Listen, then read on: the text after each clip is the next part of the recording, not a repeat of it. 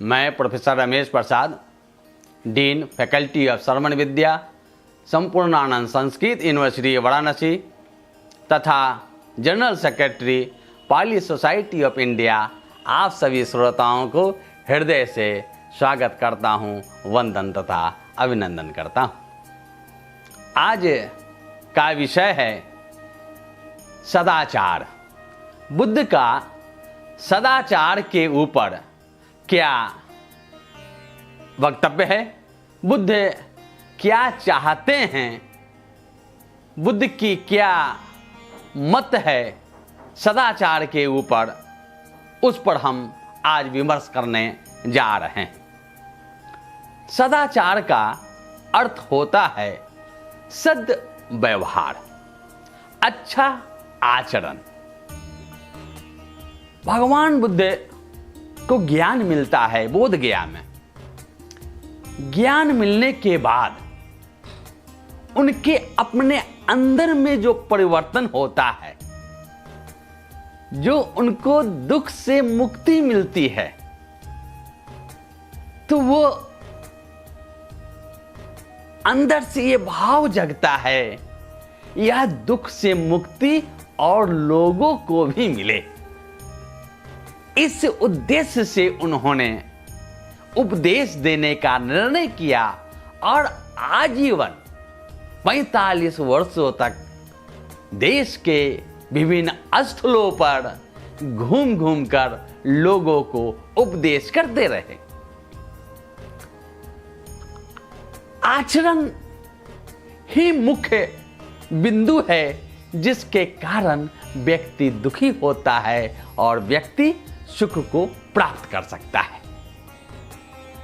तो आचरण के लिए हम कैसा आचरण करें ताकि हम भी सुखी रहे और दूसरे को भी सुख दे सके, वह आचरण जो हमें शांत करता है और दूसरे को भी शांति देता है, वही सदाचार है, सदाचरण है।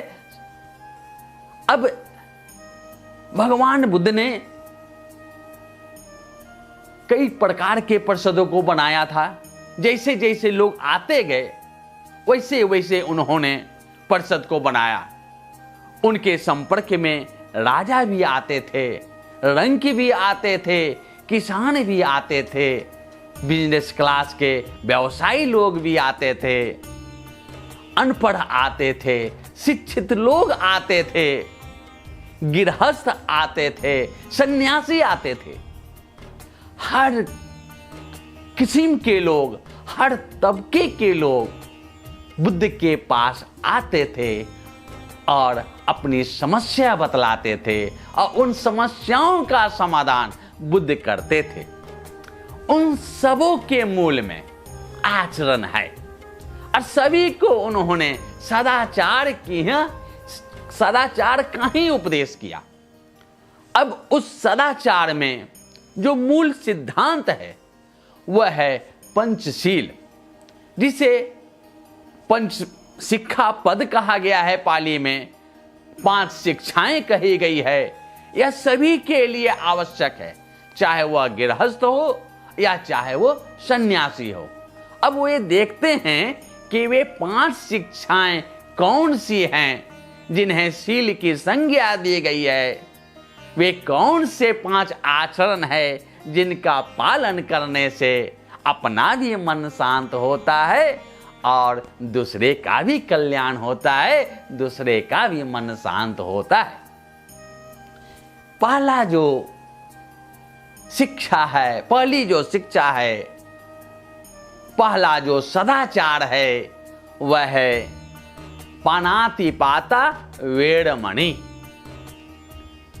पानातिपाता में 3 पद है, पान, अति और पाता।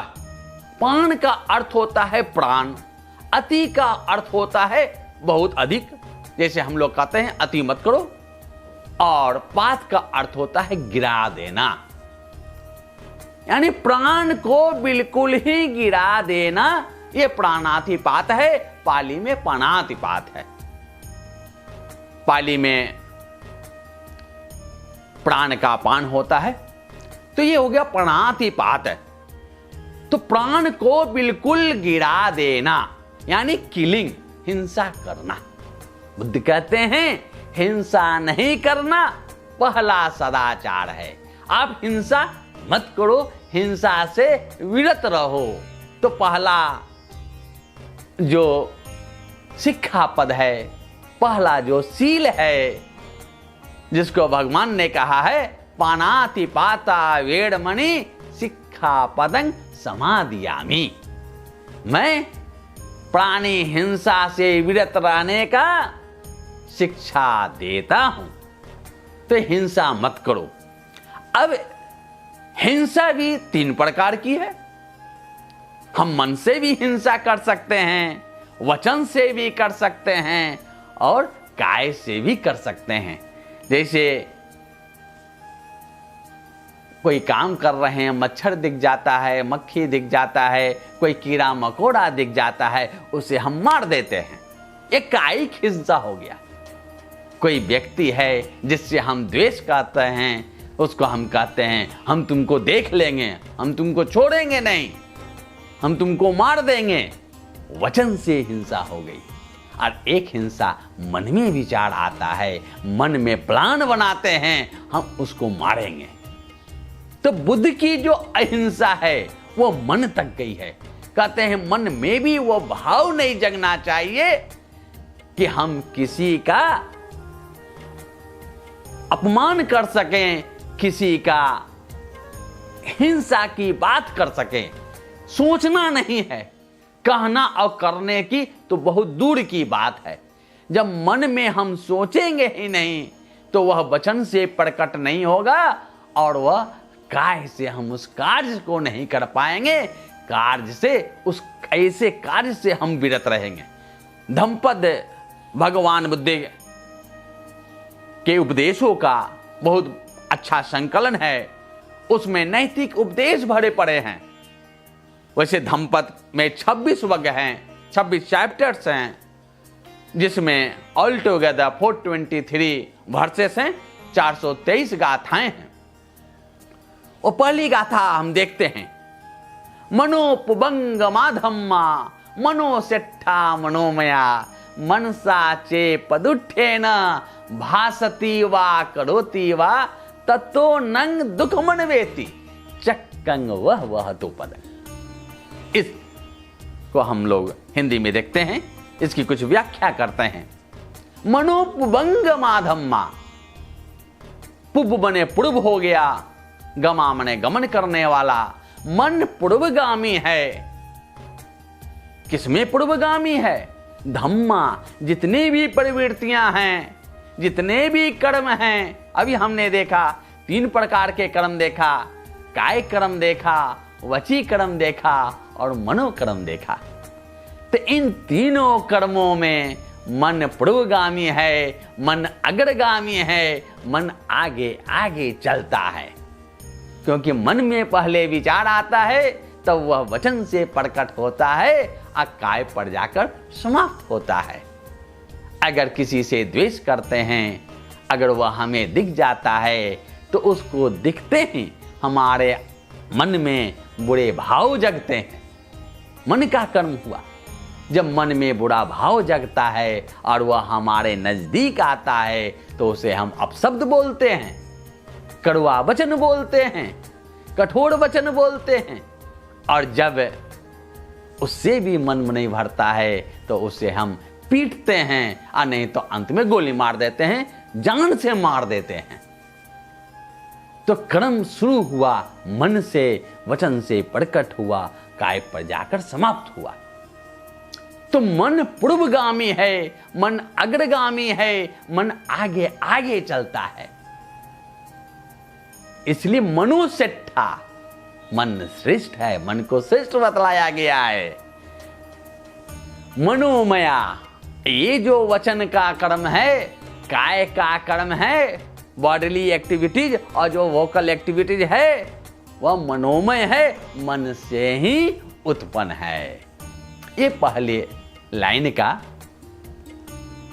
अर्थ हुआ मनोपभंगमा धम्मा मनोसेट्ठा मनोमया। मन सभी प्रवृत्तियों में, सभी कर्मों में अग्रगामी है, मन श्रेष्ठ है। और ये जो काय कर्म है, वची कर्म है, वे मन से ही उत्पन्न हैं। अगली जो लाइन है, मनसा चे पदुठेन। पदुठ यानी प्रदुष्ट, दुष्ट मन से, दुष्ट मन यानी मलिन मन से, इम्प्योर्ड माइंड से।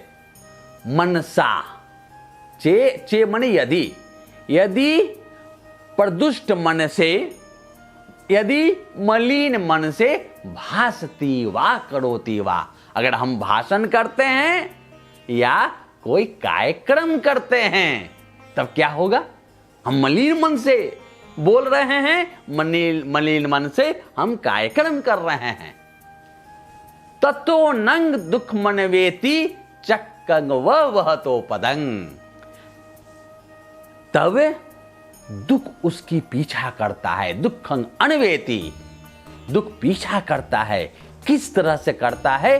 चक्कंग वह तो पदंग। जिस तरह बैल के पैरों का पीछा जो है, चक्र जो है पीछे पीछे चलता है। चक्कंग वह तो पदंग।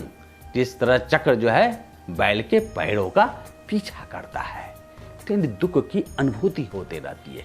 कहने का अर्थ यह है कि अगर हम सदाचारी नहीं होंगे तो दुख हमारा पीछा करता रहेगा।